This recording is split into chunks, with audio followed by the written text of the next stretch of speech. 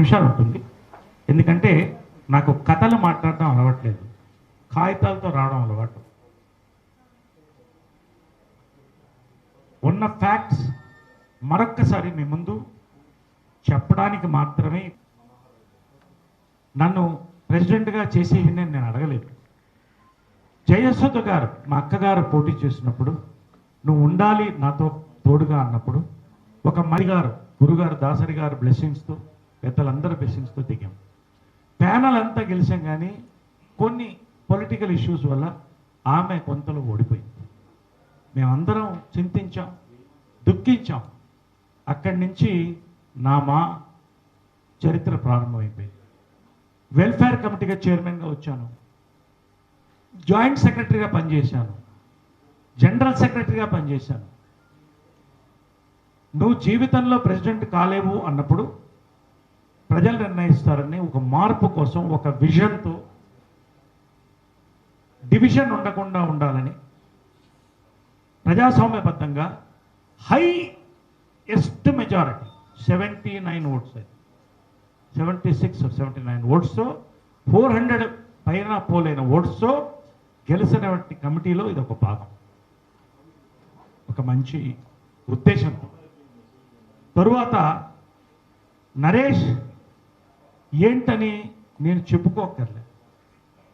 నేను సినిమా బిడ్డని, నేను మా బిడ్డని. నేను సినీ పరిశ్రమకి ఎటువంటి సమస్య ఎప్పుడు వచ్చినా మా కుటుంబం ఎప్పుడు సినీ పరిశ్రమ కోసం, మా కోసం ఎప్పుడు ఉన్నది.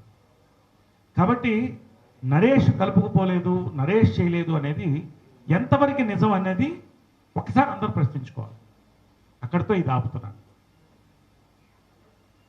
ఇప్పుడు ఈ పెట్టిన ప్రెస్ మీటు నేను ఎవరో, ఇది ఒక 50 మాకు ఇచ్చింది, అదే తెలుగులో నేను ఇచ్చింది, రైట్. కాబట్టి నేను నిన్న ఒక ప్రెస్ మీట్ జరిగింది. ప్రకాష్ రాజు గారు నాకు మంచి మిత్రుడు, అందరికీలానే కొంతమంది మాకు ఎప్పుడో 3 నెలల క్రితం ఫోన్ చేసి నేను పోటీ చేయాలనుకున్నాను అన్నప్పుడు చెప్పాను, చాలా టైం ఉంది, ఇంకా ఇన్సూరెన్స్ కరోనా టైంలో అందరికీ చేయాలి, ఇవన్నీ పనులు ఉన్నాయి. ఎలక్షన్ డిక్లేర్ చేసిన తర్వాత తప్పకుండా ఎవరైనా పోటీ చేస్తే, ఏ తెలుగు సినిమా బైలాస్ బట్టి నేను మాట్లాడుతున్నాను, తెలుగు సినిమాలో నటించిన వాళ్ళు ఎవరన్నా పోటీ చేయొచ్చు. అది నిర్ణయించేది ఓటర్స్.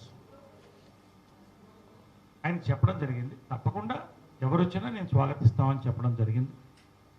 సరే, ఈ మధ్య విష్ణు మంచు ఇండస్ట్రీ బిడ్డ, ఒక కుటుంబం కష్ట నష్టాలు చూడకుండా, లాభ నష్టాలు చూడకుండా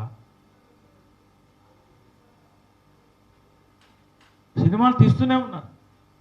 100,000 మందికి అన్నం పెట్టిన కుటుంబం, ఒక యువత. నేను పోటీ చేయాలన్నటువంటి ఆలోచన ఆయనకు వచ్చినప్పుడు, ఆయన పోటీ చేయాలని, తప్పకుండా ఎవరొచ్చినా నాకు స్వాగతం అని నేను చెప్పాను.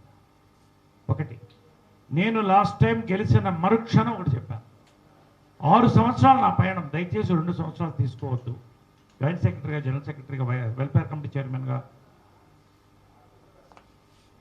ప్రెసిడెంట్గా నేను గెలిచిన ఫస్ట్ మాట చెప్పిందంటే నేను ఒక్కసారే పోటీ చేస్తాను, రెండోసారి చేయను. ఈ 4 సంవత్సరాలు నేను చేసినటువంటి పని, జనరల్ సెక్రటరీగా అందరూ ఆమోదించినట్టు పని, అవన్నీ నేను చెప్తాను. ఎందుకు చెప్పానంటే, మా అనేది ఒక రాజకీయ వ్యవస్థ కాదు.